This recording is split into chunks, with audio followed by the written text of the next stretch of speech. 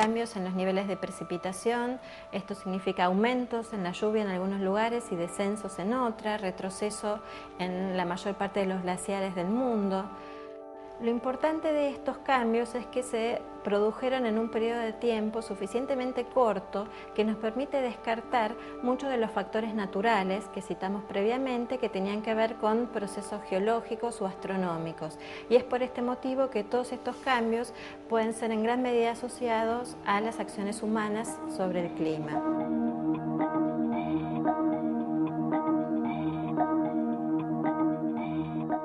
Existe un efecto natural de la atmósfera terrestre, que es lo que se conoce con el nombre de efecto invernadero.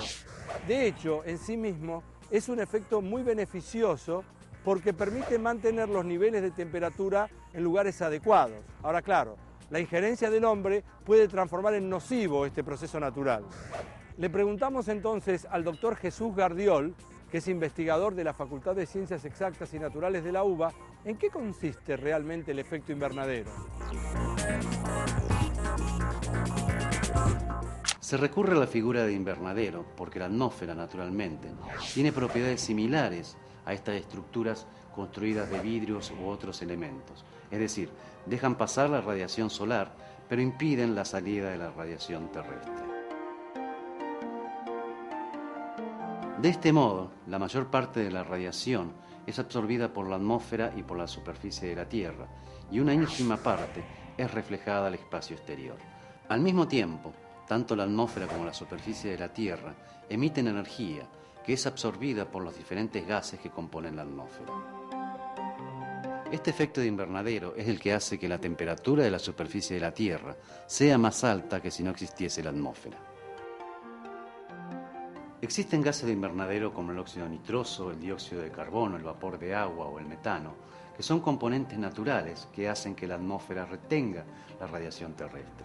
Este efecto natural se potencia y se hace perjudicial con la actividad humana que emiten gases de invernadero, logrando que haya una mayor concentración de dichos gases. Como consecuencia, la radiación saliente es cada vez menor y esto hace que la temperatura de la superficie aumente. Entre las actividades responsables de emitir este tipo de gases, podemos mencionar la quema de combustibles fósiles, la deforestación, la agricultura y la ganadería. La Convención Marco de las Naciones Unidas sobre Cambio Climático, que se hizo en el año 1992, sirve como parte de una serie de acuerdos que tienen los países que se reúnen para discutir sobre este problema. Unos años después, en el año 1997, se hizo el Protocolo de Kioto en Japón. Y lo que se pretendió es establecer límites más precisos sobre la emisión de gases de efecto invernadero.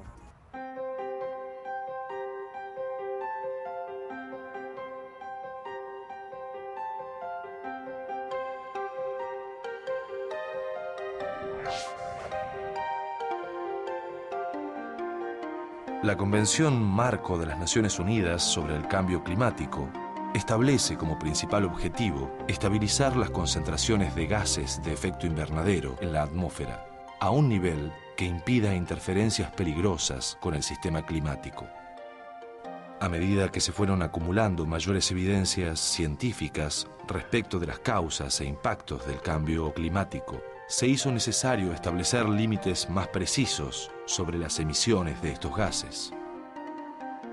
Así, en 1997, los gobiernos de varios países se manifestaron a favor de la adopción del Protocolo de Kioto, que comparte los principios y preocupaciones establecidos en la Convención de 1992.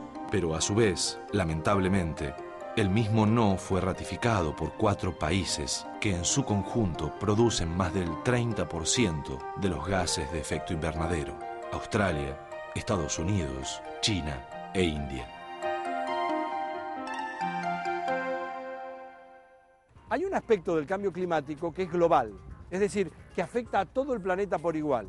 Y hay otro aspecto del cambio climático que es regional, es decir, que afecta a distintos sectores del planeta y produce un impacto distinto en términos sociológicos, económicos, geográficos. Veamos ahora de qué manera el cambio climático afecta a nuestro país, a la Argentina. Los registros de temperatura